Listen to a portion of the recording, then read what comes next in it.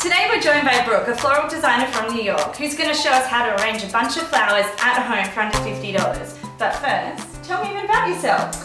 Well, I'm originally from Melbourne, but I've been living and working in New York City for the last 2.5 years doing flower design. That's cool. And how did you get into floral design? I just always loved flowers, and I used to, spend my Saturday mornings going to the markets, buying flowers, arranging them in my house. And one day I just decided to do a class. Yeah. And as soon as I started, I realized this is what I want to be doing with my life. Cool. Yeah. And so what's your favourite job you've worked on so far? A couple of years ago, I was lucky enough to work on Elton John's Oscar party for his AIDS Foundation. So it was a big 900-seat party in a huge tent. There were Kardashians there and Lady Gaga and everyone was there. It was really exciting. Sounds awesome. Yeah. Well, are you ready to show us how to do this? I am. Let's go. Let's do it. Okay, so the flowers that I chose this morning are really seasonal. Spring has just sprung here in Sydney, so it's a really beautiful time. We've got daffodils, which have a lovely scent. We have poppies and ranunculus, and we've got a seeded eucalyptus, it's got a beautiful scent, it's got a lovely texture, and it also lasts a really long time. And then I've got a filler flower, and I've chosen a wax flower, which again is an Australian native. It's really long lasting, it has a beautiful scent. And we use a filler flower because it helps to literally fill the spaces, and it will hold all of our feature flowers in when we do the arrangement. So the first thing we're going to do is clean all of our flowers. Putting leaves into the water actually is really harmful for flowers, and that's going to make your flowers die a lot faster. So we're going to start by what we call greening up the vase, which is putting the leaves in first. We're just going to cut off little bits as we need them. And again, we're going to get rid of the leaves so that it's really nice and clean in the water. So I'm just sort of putting them like a star formation.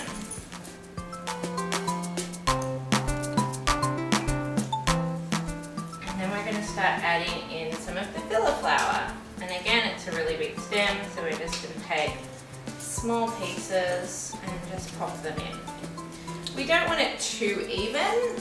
In flowers, like all things in nature, things look good in odds and slightly asymmetrical. When we were selecting the flowers, we tried to stick to a single colour theme, if you like. So we're obviously doing some yellows and oranges, and we've added in a little bit of white. If you stick to something that's kind of monochromatic, you're going to end up with a really nice look no matter what you do. It's just a lot easier when you're starting out rather than trying to mix purples and yellows and pinks all together. It can kind of get a bit crazy. So I'm going to use maybe a couple of daffodils first. And when you're cutting the flowers, you want to cut them on a bit of an angle, and that just helps them drink a little bit more water. And again, keeps them nice and fresh.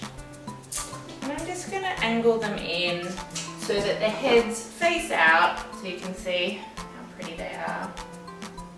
Just kind of random intervals.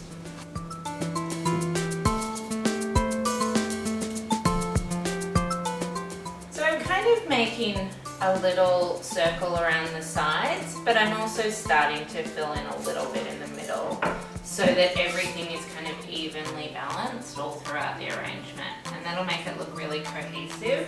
I'm going to add in a little bit more of the eucalyptus, the gum, because we want to keep the green going all the way through.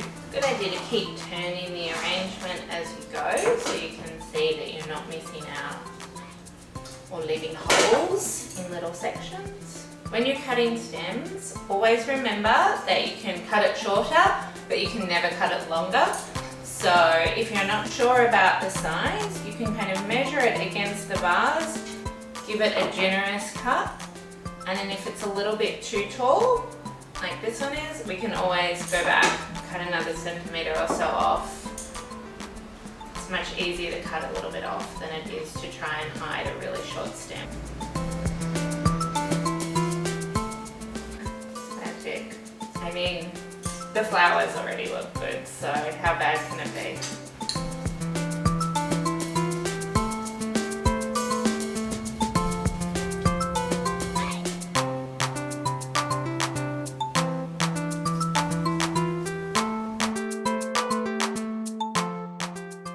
I think we are finished.